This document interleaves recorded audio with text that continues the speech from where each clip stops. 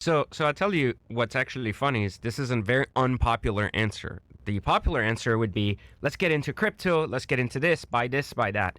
Historically, young people stay poor because they focus so heavily on what's my next move this year instead of where do I want to end up in 10 years and what moves do I need to make this year to get on that path.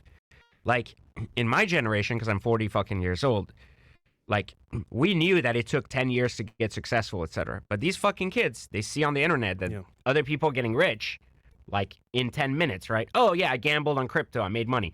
So their expectation of getting rich has changed significantly. So can you make some gamble moves like buy some XRP, buy some Dogecoin, whatever fuck you're buying these days and make some money? Sure. Should you be doing that? Sure, you can jump on these trends too, but historically, you should also have a really good financial 10-year plan, which is who the fuck do I want to become in 10 years? And what are some of the things I want to be or be doing in 10 years? You know, and I think if you think that way, then typically whatever you do this year, you're going to do more of that shit next year. And you're not going to ask the same question again next year or be back at square one, right? But it's not a popular answer because the answer is not if you do this, then in 6 months, you're going to be on this show talking about how you got really rich and everybody knows you. But it's just this misunderstanding. So I think right this year, there's a couple of things people need to pay attention to, which is there's a serious financial shift coming in the economy. I don't know what it is yet, but I know around April, I think we're going to start seeing some very different financial policies. So like I've been following what's going on around the world, and I think that that's coming. So what do you do for that? So I think whenever we have financial shifts, I've always been an asset person. So I'm always like, if you own real estate, if you own cars, if you own watches, if you own things that basically move value or hedge inflation or things like that, you're going to do better than people that have nothing.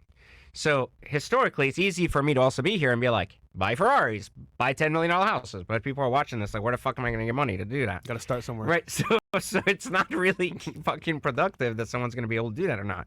But I think there's a financial shift coming, and I think there's going to be a burst of mini opportunities in the crypto scene that people need to pay attention to.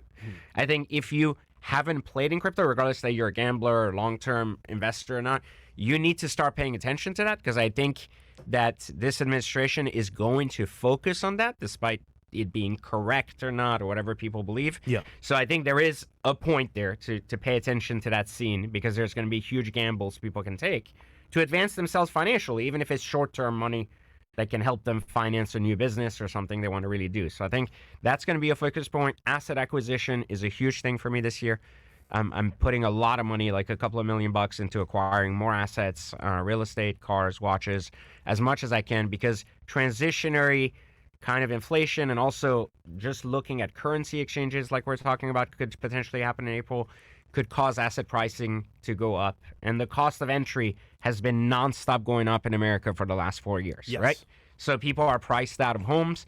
And if they're looking at this from a financial lens, I'm going to tell you something that basically people are starting to talk about, but it is really has been kind of an assassination, and it's the assassination of the middle class. That shit has been killed, like to a degree where it's very sad because I came to this country as an immigrant, and then as an immigrant, we had the middle class to help us, right, raise ourselves to this next level. You start in poverty and you move up. And when you remove the middle class, you basically take the participation away from people that could get to the wealth class. But you're saying you can't afford to buy a home, like because you just can't enter because the pricing of homes is too much. And you're forcing people out of certain areas that are popular, again, pushing the middle class out to states that are not going to have as much growth and things like that, so because they can afford to live there, right?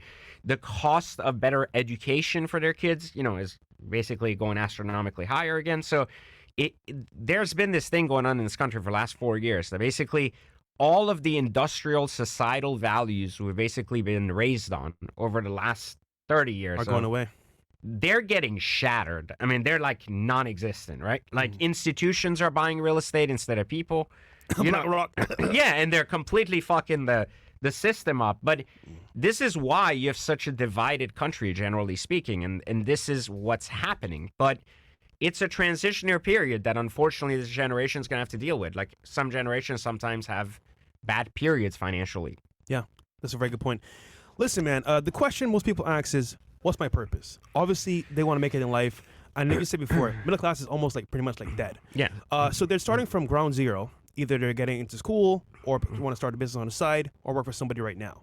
Now, myself, like I said earlier, against America 10 years ago, I was trying to find a way to be successful. I worked at AT&T and Chick-fil-A, trying to find a way. Obviously, things took a turn 5 years later. Now we're here on the podcast. But it wasn't luck. It was more like finding things I could do to improve my lifestyle, improve my mindset and business, and of course, find a mentor like yourself. So I guess the question is, in your own way, how does someone find their purpose, if at all?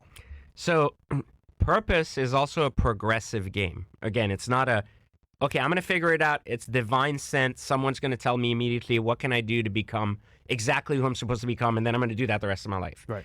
It's progressive. So as young people watch this again, it's not something you can say, well, by you telling me this, I'm immediately going to find out what I'm going to do, right? So let's start with what is right one step before purpose, okay? And that's being purposeful. So let's focus on something easier for people. Instead of saying, go straight to the top and figure out what you want to do for the rest of your life, start thinking about, what did I choose to do right now? And how do I change my mindset from a person that is forced to do something to choosing what I want to do? If you chose your job and you like it, get really good at it. Be purposeful in your job. If you chose your relationship, be purposeful in that relationship, right? If you don't, then let's go one step backward again and look at choice. Choosing the job I have. What is my 10-year plan? How does this job right now, even though it's not my final job, help me get there?